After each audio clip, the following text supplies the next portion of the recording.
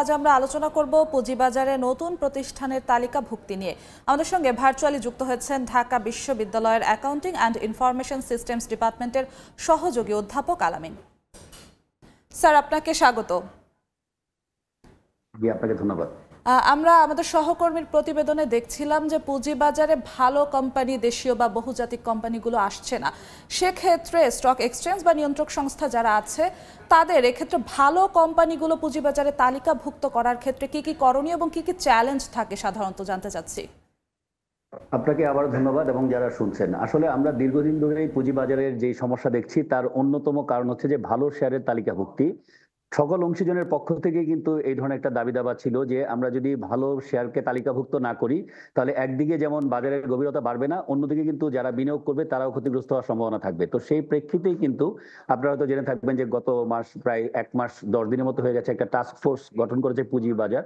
তো সেই টাস্ক ফোর্সের কিন্তু প্রায়োরিটি লিস্টের মধ্যে একটা অন্যতম কাজ হচ্ছে যে আমরা যেই তালিকাভুক্তি করি সেই ক্ষেত্রে প্রিভিয়াসলি যেই সমস্যাগুলো হতো সেই সমস্যাগুলোকে দূর করে আমরা কিভাবে সামনে ভালো একটা অবস্থানে যেতে পারি। তো প্রধান যে সমস্যাগুলো ছিল আগে সেটা হচ্ছে যে আপনার দুর্বল মানহীন কোম্পানি, যেসব কোম্পানির আসলে ফান্ডামেন্টালি এত ভালো না, বা এইসব কোম্পানিকে তারা ইন্টেনশনালি বিভিন্ন ধরনের প্লেসমেন্ট দিয়ে বিভিন্ন অ্যালোকেশনের মাধ্যমে বিভিন্ন লোকজনকে মানে শেয়ারটার প্রাইসিং করতেই বা কারসাজি করতেই শেয়ারগুলোকে আনা হতো, কিন্তু সত্যিকার অর্থে একটা ট্রুলি ভালো কোম্পানি যারা প্রফিট ভালো জেনারেট করে, ডিভিডেন্ড ভালো দেয়, সেই ধরনের কোম্পানিগুলোকে আকৃষ্ট করতে ব্যর্থ হয়েছে। তার পেছনে অন্যতম কারণ হচ্ছে যে তারা যে একটা বড় ধরনের প্লেসমেন্ট দিয়ে থাকে, ভালো কোম্পানি আসতে চাইলে কিন্তু তারা চায় শুরুতেই তাদের শেয়ারের যাতে যথার্থ ভ্যালুয়েশনটা থাকে। যে আসবে, যে ফান্ড রেজ করবে, তার প্রথমত তার কোম্পানির যে সত্যিকার ইন্ট্রিনসিক ভ্যালু, সেই ভ্যালু যদি সে না পায় সে কিন্তু বাজারে আসতে আগ্রহ হয় না। তো তখন যখন তাদেরকে বড় একটা অংশ বিভিন্ন জনকে দিতে হতো, সেই কারণে কিন্তু তারা সত্যিকারের ভালো কোম্পানিগুলো আসার পেছনে একটা মানে অনাগ্রহ ছিল। অন্যদিকে আবার ব্যাংকিং খাত থেকে তারা চাইলেই যত সহজে লোন পায়, পুঁজিবাজার থেকে যখন ইকুইটি সংগ্রহ করতে যায় তখন কিন্তু তাদের দেখা যায় অনেকগুলো প্রসেস অতিক্রম করতে হয়। তো সেই জন্য আমরা মনে করি ভালো তালিকাভুক্ত কোম্পানি আনতে গেলে প্রথমেই সুশাসন নিশ্চিত করতে হবে, নাম্বার ওয়ান। তারপর আমাদের যে কাজটা করতে হবে যে ফাইন্যান্সিয়াল স্টেটমেন্ট যেটা আমরা দিই সেটার আর্নিংস কোয়ালিটি যাতে যথার্থ থাকে, কারণ আমরা অনেক সময় ফাইন্যান্সিয়াল স্টেটমেন্ট ফেব্রিকেটেড তৈরি করি, মানে ডিজায়ার অফ দ্য পার্টি যারা আনতে চায় তাদের ইচ্ছা মতো করি। এবং বিভিন্ন কোম্পানির ক্ষেত্রে যেই অ্যালোকেশনের যে ব্যবস্থাগুলো আমরা দেখি, প্লেসমেন্ট যেটাকে আমরা বলি, তো সেই অ্যালোকেশনগুলোকে আমরা অবশ্যই যাতে যৌক্তিকভাবে যদি দেওয়ার প্রয়োজন থাকে, যেটা লক ইন থাকবে লম্বা সময়, তাহলে সেটা চিন্তা করা যায়। কিন্তু এই কিছুদিনের মধ্যে আনা হলো, সেই শেয়ারগুলো তারা বিক্রি করে চলে গেল, কোম্পানির গ্রোথ প্রসপেক্ট কিছুই দেখলো না, এই ধরনের কিছু আমরা করব না। বা আমরা চিন্তা করছি যে যে ধরনের কোম্পানি আসলে সত্যিকার অর্থে বাজারের গভীরতাটাও বাড়বে এবং আমাদের যারা বাজারে বিনিয়োগকারী তাদেরও ক্ষতি হবে না। কিন্তু আমরা যে কোনো কারণেই হোক সত্যিকার ভাবেই আমরা বড় বড় প্রতিষ্ঠানের সাথে বিসেককে বসতে দেখেছি, তাদেরকে কথা বলতে দেখেছি, তারা আবার যে ধরনের ট্যাক্স সুবিধাগুলো পায়, যে লিস্টেড এবং নন লিস্টেডের একটা ট্যাক্স গ্যাপ তারা ডিমান্ড করে, ট্যাক্স ডিমান্ড করার পাশাপাশি তারা আরো একটা বিষয়কে তারা চিন্তা করে থাকে যে ট্যাক্সের পাশাপাশি আমরা হয়তো যে একটা ভালো ফেয়ার ভ্যালু পাই কিনা। তো আমাদের দেশে যে বুক বিল্ডিং পদ্ধতিটা আছে, যে বুক বিল্ডিং এর পদ্ধতির মাধ্যমে হয়তো ভালো ভালো শেয়ারকে নিয়ে আসার একটা মানে স্কিম হিসাবে ছিল, বাট ওই বুক বিল্ডিং এও দেখা যায় যে যারা এলিজিবল ইনভেস্টর তারা যে প্রাইস বিডিংটা করে সেটা আপ টু দ্যাট মার্ক না। তার মানে আমাদের যে এক্সিস্টিং ব্যবস্থাতে যে সমস্যাগুলো আছে এইসব সমস্যার কারণেই কিন্তু ভালো কোম্পানিগুলো আসতে আগ্রহ হারিয়েছে। তো এখন এদেরকে আনতে গেলে সেই সমস্যাগুলোকে দূর করতে হবে। তো সেই সমস্যাগুলো দূর করার জন্য আপনি টাস্ক ফোর্সের কথা বললেন, আমরা জানি আপনিও সেই টাস্ক ফোর্সের একজন সদস্য। তো আপনারা তো সংস্কার কার্যক্রম করছেন, সেক্ষেত্রে আপনাদের কোন কোন জায়গাগুলোতে বেশি চ্যালেঞ্জের মুখে পড়তে হচ্ছে বা ব্যালেন্স কিভাবে করতে হচ্ছে? দেখুন, আসলে আমরা যে কাজগুলো করছি তাতে খুব একটা চ্যালেঞ্জ এই কারণে দেখছি না, কারণ আমরা কিন্তু শুধুমাত্র পলিসি রিকমেন্ড করব যে গুড গভর্নেন্সের জন্য এবং বাজার গভীরতার জন্য এবং সাধারণ বিনিয়োগকারী বান্ধব বাজারের জন্য যা করণীয় আমরা কিন্তু রিকমেন্ড করব। তো রিকমেন্ডেশনের পার্টে কিন্তু আসলে চ্যালেঞ্জ বেশি না, চ্যালেঞ্জ হচ্ছে বাস্তবায়নের ক্ষেত্রে। তো আমরা সেই ক্ষেত্রে অনেকগুলো বিষয়কে মাথায় রেখে আমরা সবগুলো এক্সিস্টিং সিস্টেমকে তো আমূলভাবে পরিবর্তন করা যাবে না, বাট এর মধ্যে সুশাসন নিশ্চিত করা যাবে। যেমন ধরেন আগে এমপ্লয়ীদেরকে একটা কোটা বরাদ্দ দেওয়া হতো, দেখা যেত সেটা আসলে এমপ্লয়ীকে না দিয়ে অন্য কেউ হয়তো নিয়ে নিত, এমপ্লয়ের জন্য 15% বরাদ্দ রাখতো টোটাল, তারপরে আবার বাকি 85% যেটা আছে সেটাকে আবার বিভিন্ন ক্যাটাগরিতে ভাগ করা হতো। তাহলে আমরা এখানে কিন্তু যথার্থভাবে যাদেরকে দেওয়ার বিষয় থাকে সেটা সঠিকভাবে তারাই পাচ্ছে কিনা এবং সেটা হচ্ছে কিনা সেই বিষয়গুলো কমপ্লাই করলেও কিন্তু অনেক কিছু ঠিক হয়ে যায়। কিন্তু আমরা দেখছি যে অনেক কিছু কাগজে কলমে আমরা একরকম রাখা হতো, তার বাইরে অনেক কিছু অ্যালোকেটেড হতো। যেমন ধরেন এনআরবি যেটা আছে, মানে নন রেসিডেন্ট বাংলাদেশি যে কোটা আছে, এখান থেকে বাইরে থেকে রেমিটেন্স আসার পর এখানে বিনিয়োগ হওয়ার কথা, বাট কিছু কিছু স্ক্রিপ্টে অভিযোগ আছে যে লোকালি তারা এখানে ওই ওই কোটাটাকে ব্যবহার করেছে। তার মানে আমরা যেই এক্সিস্টিং সিস্টেম আছে তার মধ্যেই যে অনিয়মগুলো ছিল সেটাকে প্রথমত আমরা নিয়মে আনবো এবং ন্যায্যতা যাচ করার জন্য যা যা প্রয়োজন সেই ধরনের ইনসার্ট করবো আমরা। তো সেই জন্য কিন্তু আমরা সকল অংশীজনের সাথে কথা বলছি। এটার সাথে সংশ্লিষ্ট যারা ধরেন অ্যাসেট ম্যানেজমেন্ট কোম্পানি বলেন অথবা ডিএসসি বলেন বা সিএসসি এবং অন্যান্য যারা ডিবিএ, প্রত্যেকের সাথে কিন্তু আমরা কথা বলে তাদের যে মতামতগুলো আছে সেগুলোকে আমরা নিচ্ছি। পাশাপাশি আমরা নিজেরাও এক্সিস্টিং ব্যবস্থার কি মানে অনিয়মগুলো হয়েছিল কি কারণে সেই রুট কজগুলো ফাইন্ড আউট করছি। তো সেই মিলে আমাদের যেহেতু মাত্র 1 মাসের চেয়ে একটু বেশি সময় হয়েছে, এই কাজগুলো আমরা কন্টিনিউয়াসলি করে যাচ্ছি।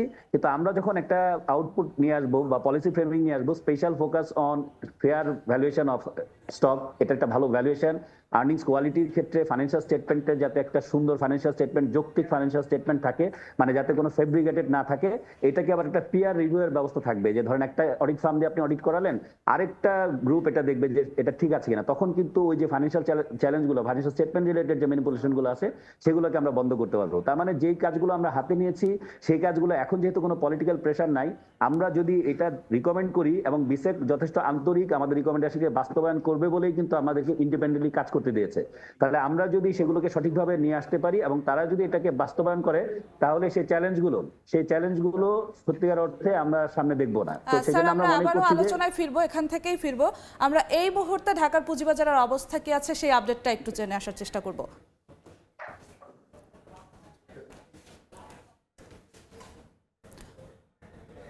দর্শক, আমরা গতকালকে যেমনটা দেখেছিলাম যে এক ধরনের পতনের মাধ্যমে কিন্তু শেষ হয়েছিল ঢাকার পুঁজিবাজারের অবস্থা। 3 সূচকেই কিন্তু নিম্নমুখী প্রবণতা দেখা দিয়েছিল গতকালকে। এবং আজকের কথা যদি বলি, আজকে সকাল থেকেই কিন্তু দেখা গিয়েছিল উত্থান পতনের মধ্য দিয়ে কিন্তু দেখা যাচ্ছে যে ঢাকার পুঁজিবাজারের অবস্থান করছে। এবং এখন পর্যন্ত ঢাকার পুঁজিবাজারের প্রধান সূচক বা ডিএসই এক্স সূচকে 10.99 পয়েন্ট বা বলা যায় প্রায় 11 পয়েন্ট বৃদ্ধি পেয়েছে এবং ডিএসই এস কিংবা সরিয়া সূচকে বৃদ্ধি পেয়েছে 2.15 পয়েন্ট এবং ডিএস 30 সূচকে এখন পর্যন্ত আমরা বৃদ্ধির চিত্রটা দেখছি না, দেখছি নিম্নমুখী প্রবণতা রয়েছে। এবং এই ক্ষেত্রে ডিএস 30 বা বাছাইকৃত সূচক কিন্তু হারিয়েছে 1.26 পয়েন্ট। এবং এখন পর্যন্ত ঢাকার পুঁজিবাজারে আজকে লেনদেন হয়েছে 159.22 টাকা এবং শেয়ার হাতবদল হয়েছে 52,776 বার। এবং যদি আমরা শেয়ারের দাম বৃদ্ধি এবং কমার কথা বলি, সেক্ষেত্রে এখন পর্যন্ত ঢাকার পুঁজিবাজারে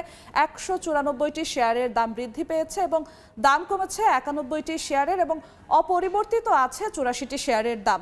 এবং আমরা যদি একটু সকাল থেকে চিত্রটা দেখি, সকাল 10টা থেকেই কিন্তু দেখতে পেয়েছিলাম আমরা উঠছিল, ঊর্ধ্বমুখী প্রবণতা ছিল, কিন্তু 11টার দিকে আবার 3 সূচকেরই একটি পতন দেখা যায় এবং তারপরে কিন্তু এখন পর্যন্ত আবার কিছুটা ঊর্ধ্বমুখী গতিতে রয়েছে এবং যেমনটা আমরা প্রতিফলন দেখতে পেলাম। এবং এখন পর্যন্ত কোন কোম্পানিগুলো এগিয়ে আছে শেয়ার বাজারে লেনদেনের ভিত্তিতে সেই বিষয়টি যদি আমরা দেখাই, তাহলে 1 নম্বরে আছে সোনালী আঁশ, 2 নম্বরে আছে অগ্নি সিস্টেমস লিমিটেড এবং 3 নম্বরে আছে বেক্সিমকো ফার্মা, 4 নম্বরে আছে নাভানা ফার্মাসিউটিক্যালস এবং 5 নম্বরে আছে বাংলাদেশ শিপিং কর্পোরেশন। তো এই 5টি কোম্পানি এখন পর্যন্ত লেনদেনের ভিত্তিতে কিন্তু এগিয়ে আছে।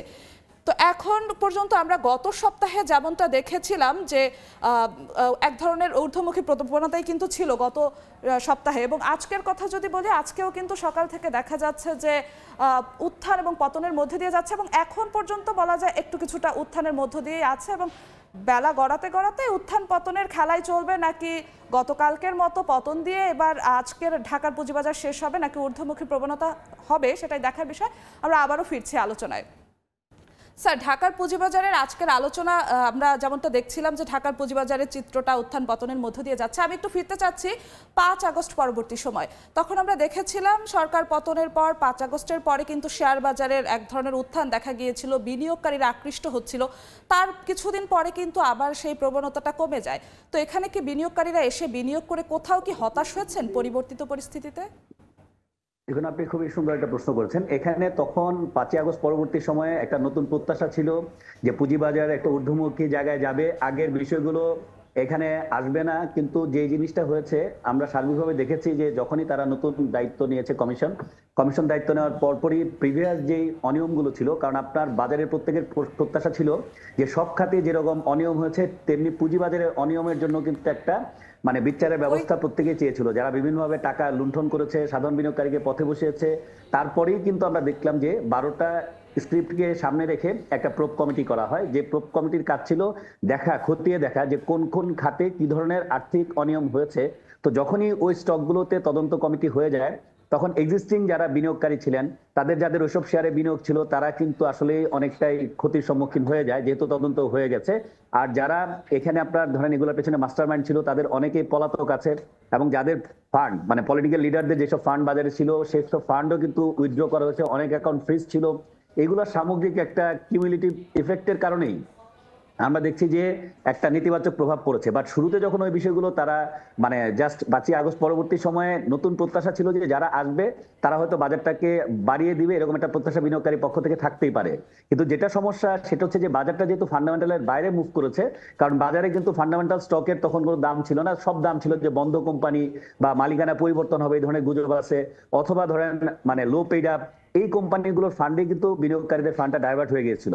যখন এই বিষয়গুলো একটা জায়গায় আপনি স্টাক হয়ে গেল এবং দেখা গেল যে ওইগুলোর পেছনে একটা তদন্ত সহ অন্যান্য বিষয়ে জানার কোয়ারি থাকলো, তখনই কিন্তু একদিকে যেমন ডিমান্ড সাইডটা কমে যায়, সাপ্লাই সাইডটা বেড়ে যায়। ওই সাপ্লাইয়ের কারণে আমরা দেখছি যে সেল প্রেসার, আর নতুন করে কেউ বিনিয়োগ করলেও এই স্টকগুলোতে বিনিয়োগ করবে না, যেহেতু এগুলোতে তদন্ত আছে। তো সেই কারণে আমাদের যদি বাজারকে গতিশীল দেখতে চাই তাহলে দেখতে হবে যে নতুন সরকারের কোন কোন স্টেপের কারণে বাজারে কি কি পজিটিভ দিক আসছে। যেমন আমরা দেখেছি যে আপনারা জেনেছেন যে 3000 কোটি টাকার একটা বন্ডের মানে একটা মানে লোন অ্যাপ্রুভ হয়েছে, যেটা আপনার আইসিবি পাবে। সেটা দিয়ে কিন্তু তারা তাদের আইসিবির চেয়ারম্যান যেটা জানিয়েছে যে তাদের কিছু হাই ইন্টারেস্ট বেয়ারিং কিছু লোন আছে সেগুলোকে তারা মানে সেটেল করবে, তারপর আবার তাদের পোর্টফোলিও নতুন করে ইনভেস্ট করবে। তাহলে এইটা একটা বিনিয়োগের পাশাপাশি আমরা আরেকটা জিনিস দেখেছি, বিদেশি বিনিয়োগ। গতকালকে আপনারা ডেইলি স্টারে হয়তো দেখবেন যে বিদেশি বিনিয়োগ যেটা আগে অনেক কমে গিয়েছিল সেটা অনেক এখন বেড়েছে। তো আমরা যদি ধীরে ধীরে দেখি যে যারা লং টার্ম বিনিয়োগকারী তারা যদি এখানে বিনিয়োগে ভালো ভালো স্টকে বিনিয়োগ করে, এটার একটু সময় দিলে আমরা যে বাজারটা দেখতে যাচ্ছি সামনে সেটা অবশ্যই এত হতাশা থাকবে না। বাট এই মুহূর্তে যাদের ফ্লোটিং ফান্ডটা মার্কেটে ছিল, মানে যাদের ফান্ডগুলো ওই স্টকগুলোতে ছিল প্রিভিয়াস প্যাটার্নে যে বাজার চলছিল, তারা কিন্তু আসলে সাফারার হয়ে গেল। এখন তাদের ব্যাপারে হয়তো কি করণীয় সেটাও কিন্তু ভাবার বিষয় আছে, কারণ মানে আপনি হয়তো দেখবেন আর্থিক বিভাগ থেকেও বলা হয়েছিল যে বিনিয়োগকারীদের ক্ষতিপূরণ দেওয়ার চেষ্টা করা হবে। তাহলে ক্ষতিপূরণ দেওয়ার ক্ষেত্রে আমরা কিন্তু বিষয়গুলোকে বিশ্লেষণ করছি। ধরেন কেউ যদি ফান্ডামেন্টালি ভালো শেয়ার কিনেই যদি ক্ষতির সম্মুখীন হয়ে থাকে সেটা কিন্তু বিবেচনার বিষয় রাখে, বাট কেউ যদি ধরেন ইচ্ছাকৃত গ্যাম্বলিং শেয়ার কিনে ক্ষতি হয় সেটার দায়িত্ব কিন্তু কেউ নিবে না, কারণ আপনার ইনভেস্টমেন্ট চয়েস যদি সঠিক না থাকে সেটা কিন্তু কেউ ক্ষতিপূরণ দিবে না। বাট ইনভেস্টমেন্ট চয়েস ঠিক আছে, বাজারের কারণে যদি আপনার ক্ষতি হয় সেটা অবশ্যই বিবেচনা রাখে আর কি, যেটার পূরণ দেওয়ার জন্য। তো সেজন্য আমি মনে করি যে এখন যে স্টেপগুলো নেওয়া হচ্ছে খুবই ধীরে সুস্থে ভেবে চিন্তে নেওয়া হচ্ছে। এখন আমি নতুন যে চেয়ারম্যান বা কমিশন এসছে, প্রথম দিকে তারা অনেকের সাথে কথা বলেনি, বাট পরবর্তীতে তারা এটা বুঝতে পেরেছে যে সবার সাথে কথা বলা প্রয়োজন। প্রত্যেক অংশীজনের সাথে তারা কথা বলে ফিডব্যাক নিচ্ছে, এবং বড় বড় যারা ফান্ড প্রোভাইডার বা যারা ধরেন বাজারে বড় বড় কোম্পানি গ্রুপ তাদের সাথেও ডিসকাশনে বসছে কিভাবে বাজারে গভীরতা বাড়ানো যায়। সবাই কিন্তু একটা পজিটিভ মুভমেন্ট এখন যাচ্ছে। তো সেইটার যদি সবকিছু বাস্তবায়িত হয়, যাদের সাথে কথা যা হচ্ছে তার যদি কিছু আউটপুট মানুষ দেখতে পারে, তখন কিন্তু আমরা দেখবো যে বাজারে যে আস্থাহীনতাটা আছে সেটাও কিন্তু অনেকটা কমে আসবে। অন্যদিকে আরেকটা চ্যালেঞ্জ আপনি খেয়াল করে দেখবেন যে ব্যাংক সুদের হার বেড়ে যাওয়া এবং ট্রেজারি বিল বন্ডের রেট বেড়ে যাওয়া, এইসব কারণেও মনে করে অনেকে। আমরা একদম শেষ সময়ে চলে এসেছি, সময় স্বল্পতার জন্য আমরা আলোচনাটাকে আর বাড়াতে পারছি না। আপনাকে অসংখ্য ধন্যবাদ আমাদের সঙ্গে যুক্ত হওয়ার জন্য। পুঁজিবাজার বিষয়ে আলোচনার জন্য আমাদের সঙ্গে যুক্ত হয়েছিলেন ঢাকা বিশ্ববিদ্যালয়ের অ্যাকাউন্টিং অ্যান্ড ইনফরমেশন সিস্টেমস ডিপার্টমেন্টের সহযোগী অধ্যাপক আলামিন।